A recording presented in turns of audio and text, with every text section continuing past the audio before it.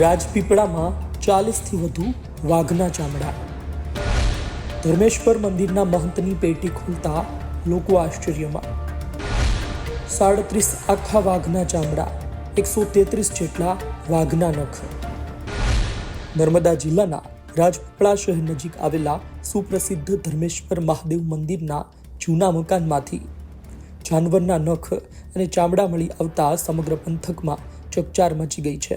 રાજપીપળા શહેરના હનુમાન ધર્મેશ્વર મંદિર ખાતે મંદિરનું જૂનું મકાન જર્જરિત હોવાથી તેનું સમારકામ હાથ ધરવામાં આવ્યું હતું. આ દરમિયાન તીવ્ર દુર્ગંધ આવતા ટ્રસ્ટીઓએ વન વિભાગને જાણ કરી હતી.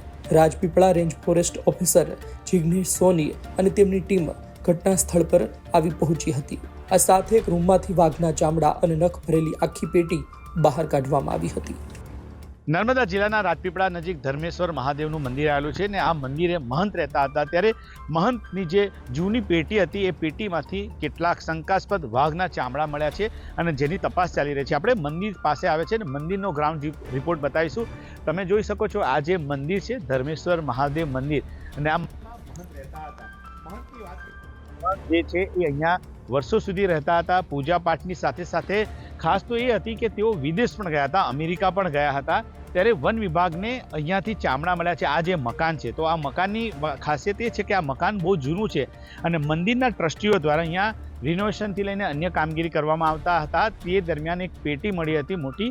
એ પેટીની અંદર શંકાસ્પદ રીતે વાઘના ચામડા હોવાની, એટલે કે તેમને શરૂઆતમાં તો ગંધ આવતી હતી કોઈ પ્રાણીની, એને કારણે તેઓ વન વિભાગને જાણ કરી અને ત્યારબાદ વન વિભાગે આવીને અહીંયા તપાસ કરી તો વન વિભાગના અધિકારીઓ પણ ચોંકી ગયા હતા કે એક સાથે 40 જેટલા વાઘના ચામડા મળ્યા હતા અને સાથે સાથે 130થી પણ વધારે નખ હતા.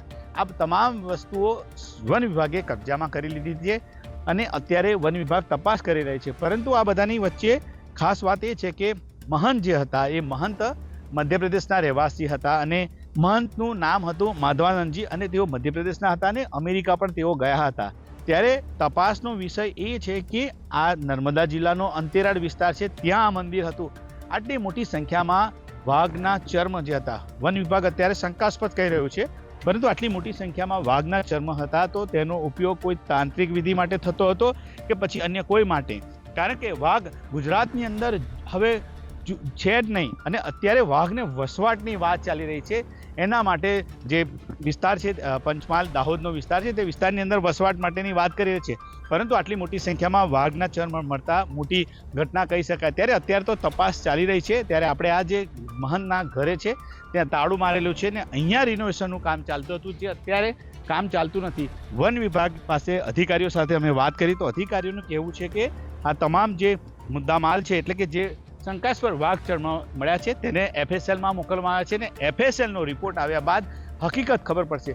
પરંતુ આ ખૂબ મોટી ઘટના કહી શકાય કે શંકાસ્પદ વાઘના જે ચામડા મળ્યા છે જેનો ઉપયોગ શું તાંત્રિક વિધિ માટે થતો હતો કે અન્ય કોઈ માટે તે પણ તપાસનો વિષય છે. વન વિભાગની ટીમને લુપ્ત થતા વાઘના 37 આખા ચામડા, 4 ચામડાના ટુકડા, 133 જેટલા વાઘના નખ મળી આવ્યા છે. ફોરેસ્ટ વિભાગને શંકાસ્પદ લાગતા નખ અને ચામડા FSLમાં મોકલી આપવામાં આવ્યા છે.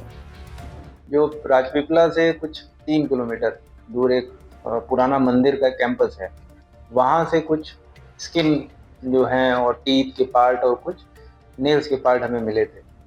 वो हमने जो प्राइमरी इन्वेस्टिगेशन किया उसके हिसाब से हमको प्राइमा फेसी वो फेक लग रहा है.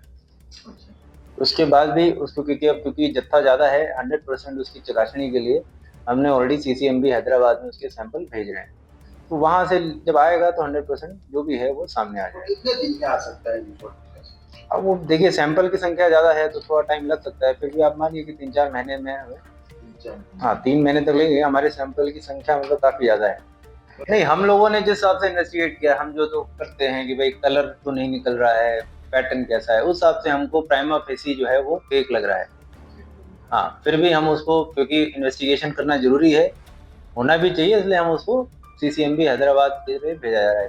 अभी तो इसमें गुजरात में इतने शेर है भी नहीं. हाँ, तो इतने कहाँ से आए और ये मंदिर कैसे निकले वो इन्वेस्टिगेशन चल रही है. वो इन्वेस्टिगेशन चल रही है. इन्वेस्टिगेशन चलते हुए हम आपको ज़्यादा कुछ नहीं बता पाएंगे. एक बार हम फाइनल निष्कर्ष पे पहुंच जाए फिर आपको डिटेल रिपोर्ट हम बता दें. મંદિરના જૂના મકાનના જે રૂમમાંથી વાઘના ચામડા નખ ભરેલી પેટી મળી આવી છે તે રૂમ મંદિરના પૂજારી મહારાજનો હતો, જે 3 મહિના પહેલા મૃત્યુ પામ્યા હતા. મહારાજ મધ્યપ્રદેશના હતા. બહારથી અન્ય સાધુઓની અવરજવર પણ રહેતી હતી. કેટલાક સાધુઓ રાત્રિ રોકાણ પણ કરતા હતા. હવે જે મળ્યું છે તે મંદિર પરિસરમાં અને મહારાજના રૂમમાં કોણ લાવ્યું તે પણ તપાસનો વિષય છે. સંવાદદાતા નરેન્દ્ર પેપરવાલાનો અહેવાલ, ગુજરાત તક, નર્મદા.